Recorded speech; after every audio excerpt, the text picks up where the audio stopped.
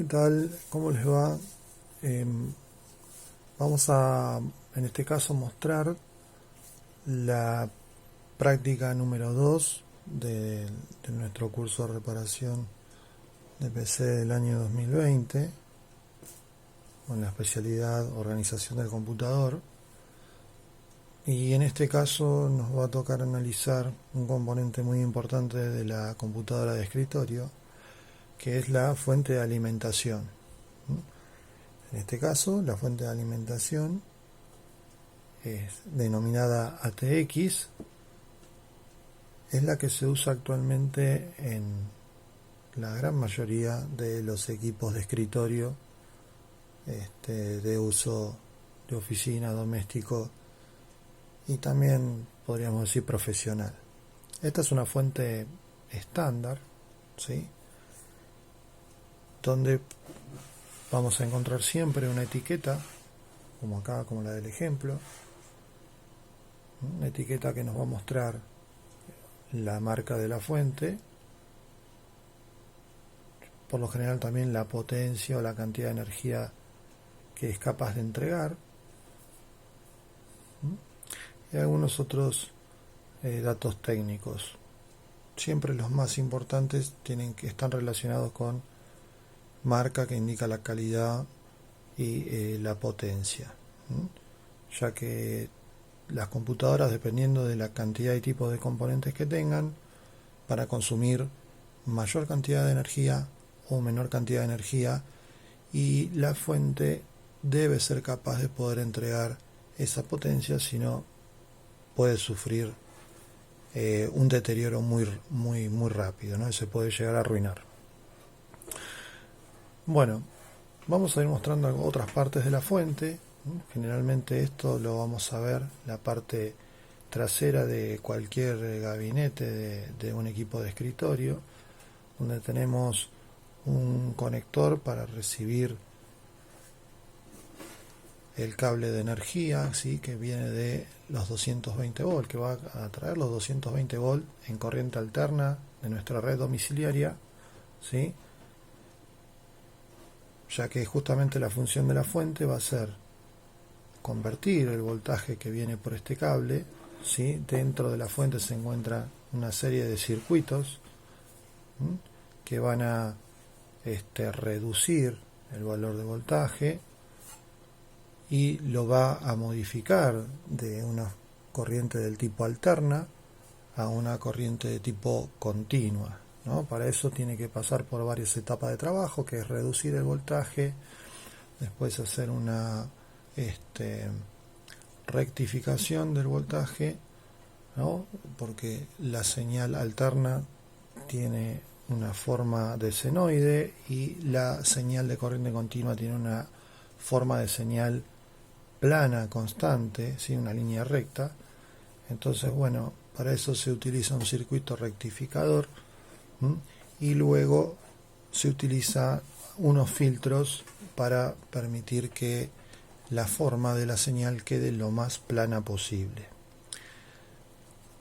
Una vez que pasa todo esto dentro de la fuente, nos vamos a encontrar con la salida de la misma. Esta sería la entrada, y la salida de la misma, que nos muestra si todos los conectores que nos van a permitir alimentar los diferentes dispositivos que puede tener la computadora de escritorio. Antes de continuar con esto, seguimos mostrando. Vamos a encontrar algún tipo de ventilador que lo que hace es tomar tomar aire del interior de la fuente y retirarlo hacia el exterior. En este caso está justamente en la parte de atrás. Otras fuentes traen un gran ventilador en esta parte, ¿sí? Que toma aire dentro del gabinete y lo saca por acá. Y en esta fuente también podemos apreciar que hay un selector de voltaje, ¿sí? Ojo, hay que mirar las fuentes. Si las fuentes tienen este selector, ¿sí? Debemos verificar cuál es su posición. En este caso, la fuente está para 220 volt, si se puede llegar a apreciar, y otra posición que tiene es la de 110 volt, ¿no? Dependiendo el país en el que se esté usando. nuestro país usa 220, así que debemos siempre dejarlo en 220 volt. Cuando vayamos a hacer un service o nos traen un equipo a nuestro taller, verifiquen siempre el voltaje, ya que si está en 110 y enchufamos la fuente podemos arruinarla. Ahora sí, hablamos de lo que sería los conectores. El más fácil de identificar, ¿no? Apenas tomamos la fuente, vamos a encontrar este gran conector, que se lo llama normalmente conector ATX de 24 contactos o 24 pines, así también se le llaman a los contactos. Tiene 24 orificios dispuestos en dos filas de 12. Tiene una pequeña trabita en uno de sus costados que justamente nos va a permitir sostener el conector a la placa madre, y también lo vamos a poder retirar más fácilmente. Esto se presiona así.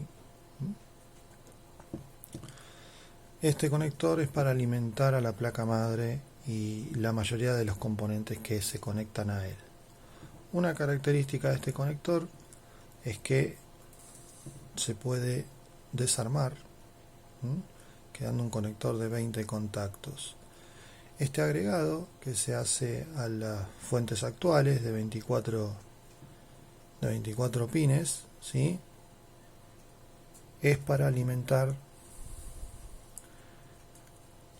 a las placas de video, ¿no?, que trae un motherboard. Acá vamos a mostrar, voy a hacer una muestra. Tenemos una placa madre. Este es el conector de video. Si yo voy a insertar una placa de video aquí, que no tenga un consumo mayor a 75 watts, por ejemplo acá tengo una plaquita de video para mostrar. Si yo voy a colocar una placa de video en el sistema, como esta,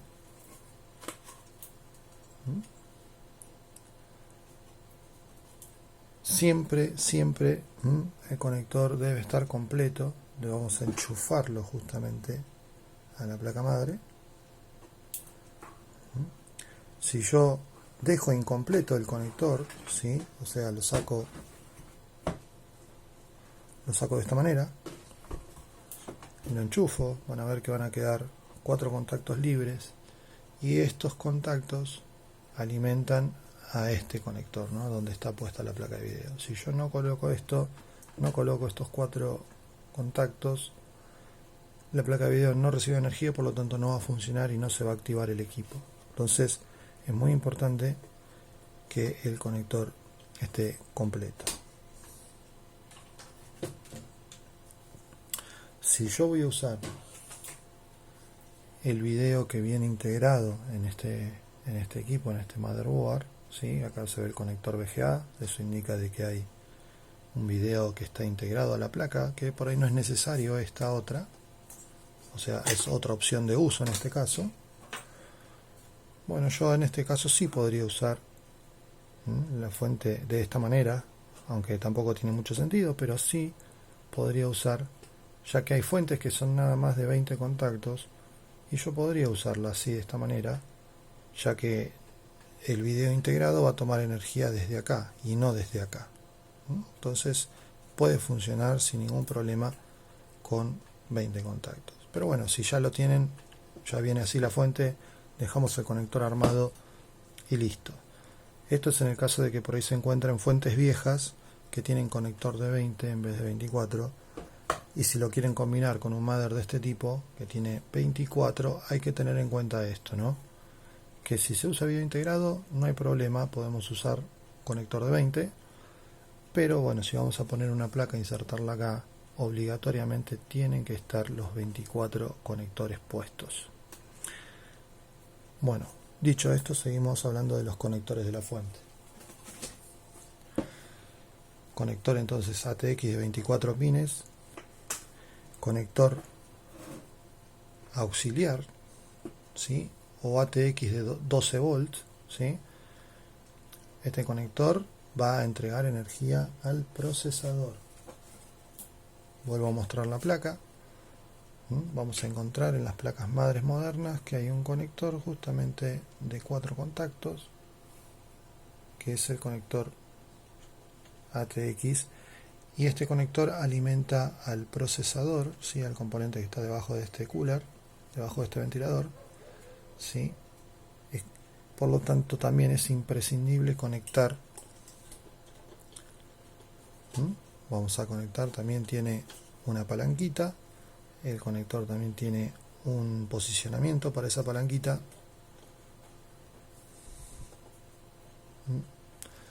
Entonces es obligatorio el uso de este conector, ya que si no lo colocamos, el procesador no recibe energía y obviamente el sistema tampoco funcionaría correctamente. Se activaría toda la computadora, quedaría la pantalla en negro porque el procesador no estaría trabajando, y es un componente fundamental. Así que la placa madre necesita mínimo esos dos conectores, el conector de energía para la placa madre y el conector de energía para el procesador.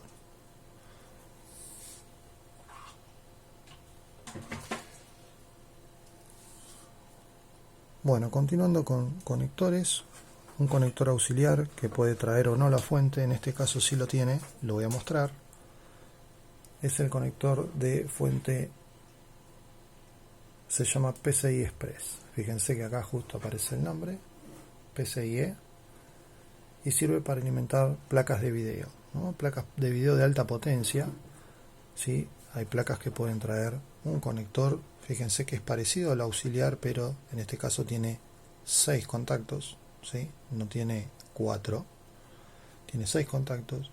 Y bueno, hay placas de video que necesitan potencia extra, no le alcanza con la potencia que toma del motherboard, la energía que toma el motherboard, hay que agregarle uno o hasta dos de estos conectores. Esta fuente trae solo uno nada más, porque es de 500 watts, es de baja potencia, pero hay fuentes que pueden traer dos de estos conectores tranquilamente, y hay placas de video que necesitan dos conectores para funcionar. Así que bueno, si uno usa placa de video con este tipo de conexión, es obligatorio conectarlo. La placa de video que yo tengo acá, por ejemplo, de muestra, que estaba en el equipo, es una placa de video de baja potencia, no trae otro conector para enchufar, ¿sí? No tengo ninguno. Por lo tanto, toma energía nada más, ¿sí?, de los contactos de la placa madre. Es una placa que consume menos de 75 watts, justamente es el máximo que puede entregar el conector del motherboard. Cualquier placa que consuma más de 75 watts de potencia va a tener un conector PCI Express para funcionar. Finalmente tenemos los conectores que van a servir para otros periféricos, ¿sí?, que los vamos a ver acá. Estos conectores grandes de color blanco tienen cuatro orificios, ¿sí? Son los conectores Molex.